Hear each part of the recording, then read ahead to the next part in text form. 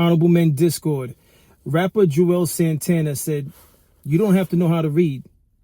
Let's talk about it." How you see yourself is how you perceived. I see a man strong, gifted, head strapping, never down on his knees, begging. Gotta make a way, even in my darkest hour. Say the odds against me was new. I would never cower. As always, welcome back to another episode. If you haven't already, hit that like button, hit that subscribe button. And by all means, if you have an opinion, something you'd like to share about this episode, I'll see you in the comment section. So let's get straight to it. If you don't know who Juelz Santana is, he's one of the members that were a part of Harlem's Dipset. And he was on a recent podcast, and they were talking about what's most important as far as in education. And he believes financial literacy is most important. Now, listen, I don't know as far as where financial literacy should be on the list of importance of things that you should learn in your lifetime. But I do agree it is important to have some knowledge of financial literacy. But Juelz went on to say he doesn't believe you need to know how to read. That's not that important, which I completely disagree with them. By all means, if you agree with Juelz Santana, I'll see you in the comment section, but I completely disagree with that.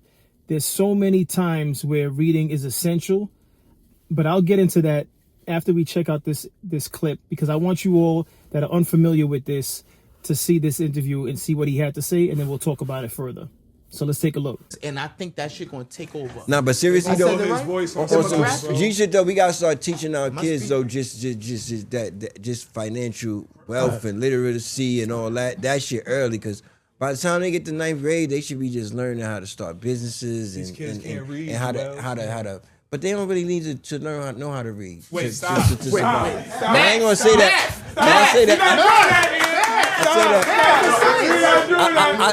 I say that respectfully. I'm not saying that in a way to be literate, because you're not supposed to be illiterate, but you can. What's more important, reading or math? Math. Told you. Math. I think you could listen to a book on YouTube. You can still obtain the information. You don't have to know how to read.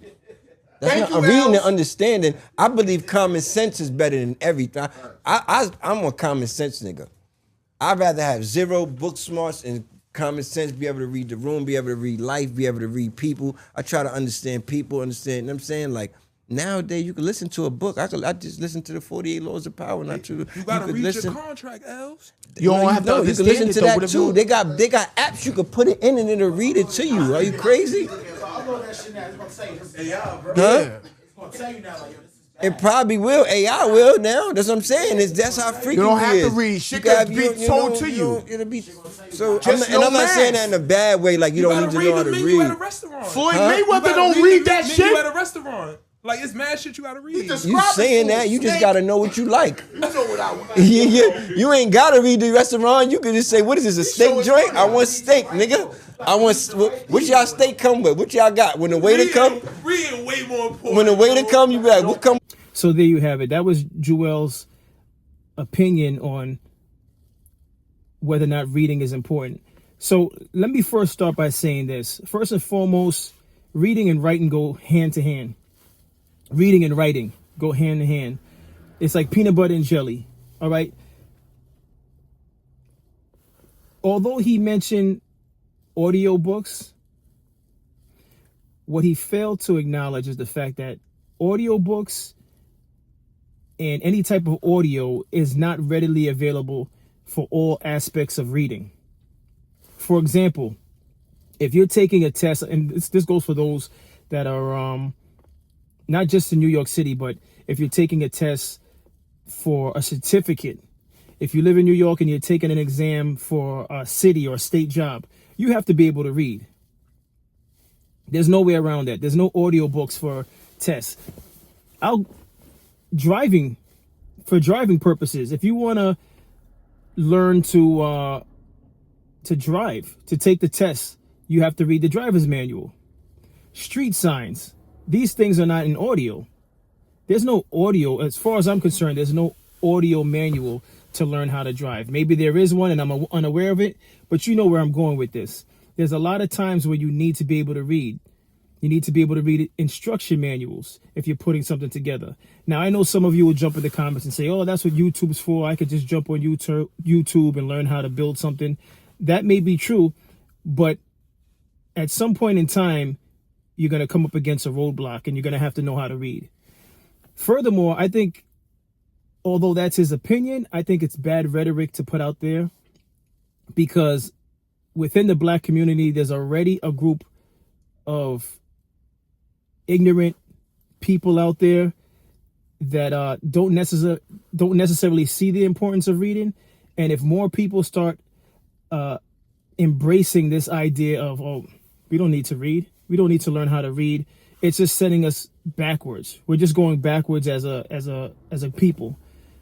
All right, we're going backwards as a people. It's almost like a smack in the face to the generations of slaves that had to sneak and learn how to read, just so we could eventually be on the same playing field with the rest of the world and knowing how to communicate properly. It's a smack in the face. It's a smack in the face to all those civil rights activists and so on and so forth. And it's also, again, I understand that some people really love technology. They embrace technology. I myself embrace some forms of technology. For those of you that's been following this channel, when I first started, I used to manually make my thumbnails. Now, thanks to AI, I've been able to cut the time in half from how I used to make my thumbnails, which was I had to find pictures that I was able to crop to make my thumbnails. Now, being that I can articulate myself within these apps, I can articulate what I want the thumbnail to look like. And for the most part, it nails it. Sometimes it doesn't. But all of that is because, again, I said reading and writing go hand in hand. It's like peanut butter and jelly. If I was unable to read, then I wouldn't be able to articulate myself, because through reading, I learned vocabulary, so on and so forth. It's a marriage, it's a partnership.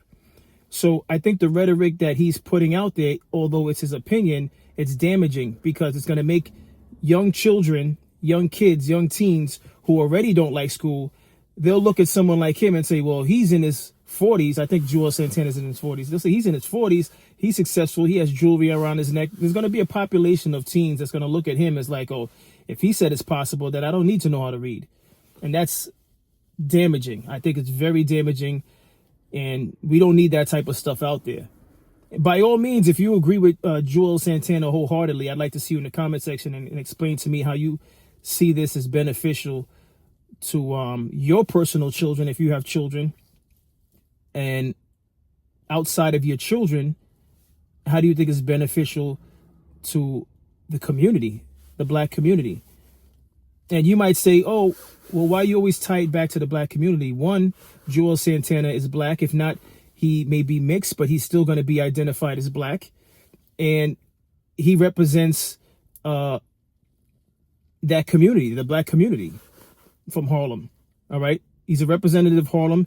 He dresses hip hop. He represents a black community. And that's just what it is. And I'm not saying that's a bad thing, but he's putting that out there. And again, there's going to be a group of people, whether they're fans of rap, hip hop, or they're just a fan of Juelz, period, and what he's done with Dipset.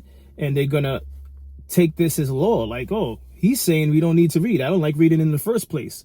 There's already a group of people that, when they see a book, it's like they want to run from it, because the last thing they want to do is read a book. And just to be transparent, when I was younger, I used to have to fight myself to read a book. My mother would have me sit down during the summertime, because the school I went to, there was like summer reading curriculum. I don't even know if they still do that. And there was a certain amount of books or certain titles that you had to read during the summertime. And it was like torture. It was like punishment, because I had so much energy. I would prefer to be outside playing basketball. And my mother would tell me, no, you have to sit down right here. And I'd have to be by my mother's bedside on the floor reading a book that I didn't want to read. And it's just looking back in hindsight, it's crazy to think that I hated reading books when I was younger. But now I would gladly read a great book, because I know the information inside books are valuable. I like what it does for the mind. It helps open up the mind so you could explore. You could, when you're reading certain books, depending if you're reading nonfiction books, it's almost like you visualize what you're reading. And it's something that I would encourage all people to do, not just children. But what's your thoughts on all of this? Do you think this is ridiculous that he said this? Or do you think it has some value that he said this because it starts the conversation around this about the importance of reading? But make no mistake, I disagree with him in that aspect. Financial literacy, yes, I do believe we need to have that not only in the schools, but in our households. Financial literacy is extremely important. Extremely, extremely important. But I'm not here to say where it's supposed to lie on the list of importance. But when he started mentioning that there's audio books and stuff like that, there's really no need to read, I thought that was completely ridiculous. All right, because reading material is going nowhere. Yes, they have, even when you take a flight somewhere, when you're going someplace to another country, depending on where you're landing, they give you the paperwork that you have to fill out before landing. So it saves you some time for when you land and you got to go through check-in.